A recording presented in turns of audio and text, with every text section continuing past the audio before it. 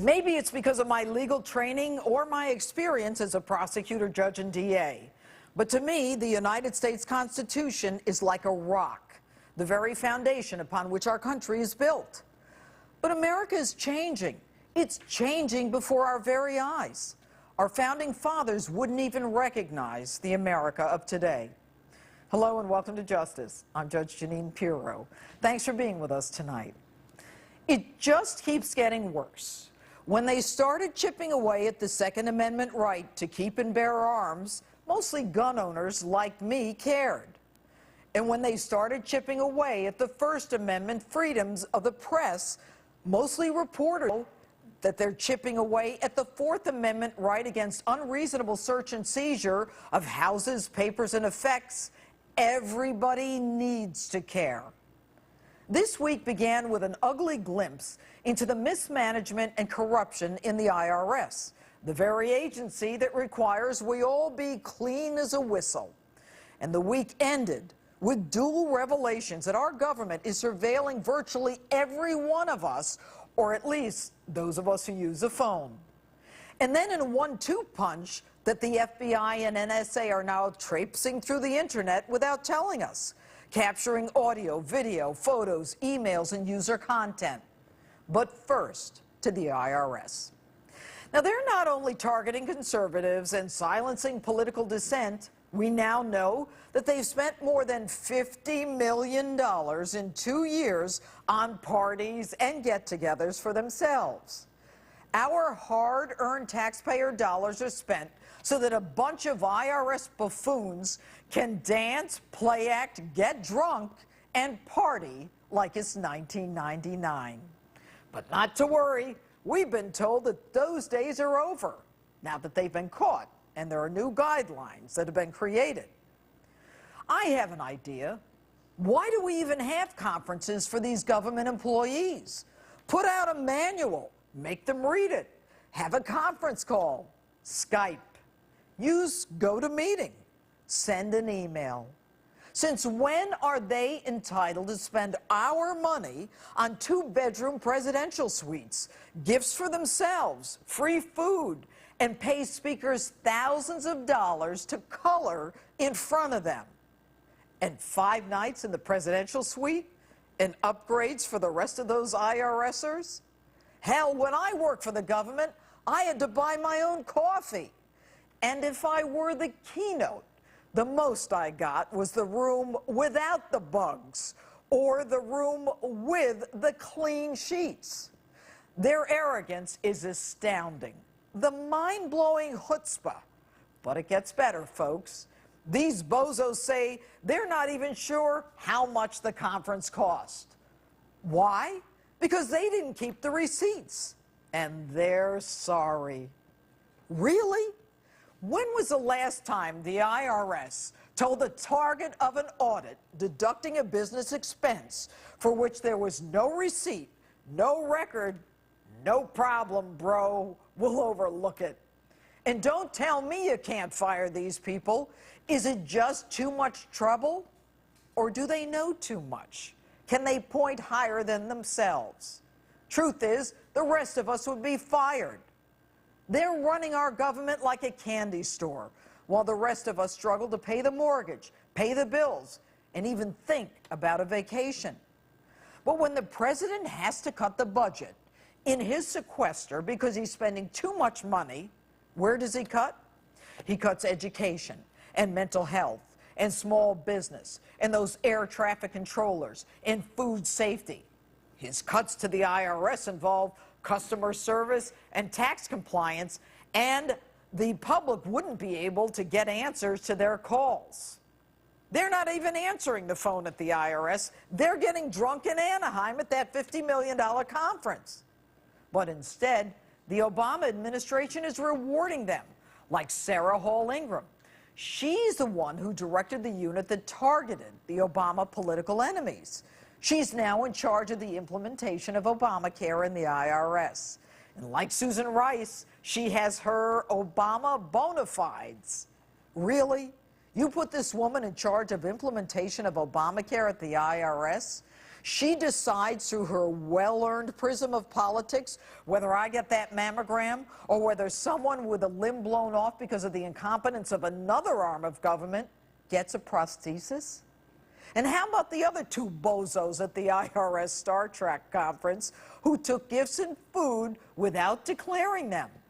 They're allowed to amend their W-2s because they got caught. Right. The rest of us would be indicted for tax evasion. Now they get to work in health care enforcement in the IRS. Are you starting to worry yet? But don't be worried. We are protected from those terrorists. And the information that we just learned about, the collection of phone data and internet data, is just routine. Routine? Where? In 1984? And folks, we need to trust our government. The internet stuff they're collecting is from foreign and not domestic users. Rest easy, folks. The incoming National Security Advisor will have a key role over this. You remember her, Susan Rice, the one who gave us the Benghazi fairy tale. And soon, as NSA chief with no congressional oversight of her talking points, she can say whatever her boss wants her to say. Now, I personally don't have a problem with the Patriot Act. I get that law enforcement and war on terror angle. But run that one by me again. You need to know every phone call that I make, to what number, for how long, and where I am to catch a terrorist? Aren't you required to demonstrate some indicia of probable cause?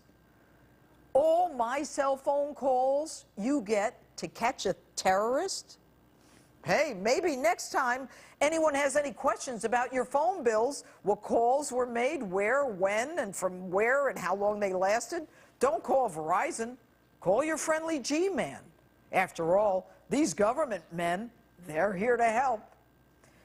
And who collects this data? The FBI? The same guys who saw no level of suspicion in the Boston bomber after a foreign government went out of its way to tell us about him, not once, but twice. The same FBI that after interviewing the Boston bomber said he wasn't suspicious, that let him go back to the country from which he fled political persecution. The same FBI who allowed him to come back through customs, and then after the bombing didn't recognize him and had to put the brother's picture in the newspaper to ask for our help. What, did he have a mask on when you first interviewed him? Now, we're going to rely on the FBI that wouldn't even tell New Yorkers that these brothers planned not only to party here, but planned to detonate yet another bomb in Times Square? And by the way, your surveillance hasn't been too effective so far. It was a civilian who saw the blood on the tarp that led to the arrest of the Boston bomber. It was the fellow passengers on the plane headed to Detroit that stopped Abdul Muttalib. Shahzad was identified by an alert street vendor. And by the way, Mr. President, isn't the war on terror over? You said that just the week before last. And you also said, don't blame me, Bush did it. But Mr. Obama, didn't you object to Bush's doing it when in truth you've expanded it? And if it's all legal and Bush did it, why is your director of national intelligence, clueless clapper there, saying that we're not supposed to know about it when your defense is that we already knew about it? He said the unauthorized disclosure of this important information is reprehensible and risks important protections for the security of Americans. Okay.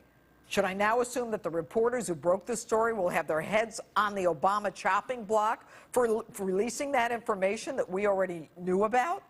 And since our enlightened Attorney General, Eric Holder, now says the Justice Department's goal is to prosecute government officials and not the press, does that mean you're going to prosecute Leon Panetta for leaking the name of the unit commander of SEAL Team 6 instead of those who told us about our phones and emails? You remember Leon Panetta, the guy who thinks it's 1923 and an F-16 is really a twin-engine prop and can't get to Libya in time to save American lives? But back to the surveillance. I may be picky, but that pesky United States Constitution requires some indicia of wrongdoing before you can surveil Americans. And you say, don't worry, be happy, and we'll catch them? I have an idea. How about we increase the size of the federal government, add another agency to oversee the possible abuse of this surveillance?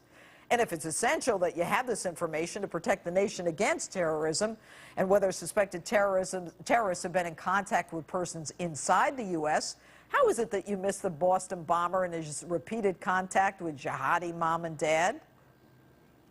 I welcome this debate, I think it's healthy for our democracy. I think it's a sign of maturity, because probably 5 years ago, 6 years ago, we might not have been having this debate.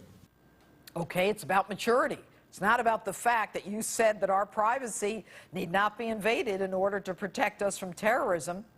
Mr. President, does the narrative change depending on what Americans find out? Has our government become so political that there are no issues, only sides? You're going to protect us from terrorism. When you find out about terrorism, like Benghazi, you don't do anything anyway. The guy you think is responsible for Benghazi is still walking around in flip-flops, flipping us the bird, drinking his strawberry cocktails, and daring us to come after him. And most of the time, Mr. President, you won't even call it what it is. Muslim terrorists. Remember that guy working at Fort Hood, the Army psychiatrist? He killed 13 and wounded 32 of us. He's really not a terrorist. He was just engaged in workplace violence. I've come to believe that Americans' trust of their government is at an all-time low. The thinking is that everybody just lies.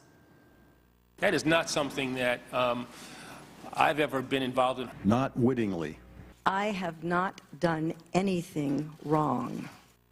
So when the game of who's lying and who to believe, I'm starting to believe that the Constitution, that rock, has been so damaged that America truly is unrecognizable. The vision of our founding fathers has been obliterated. The shame is on all of us.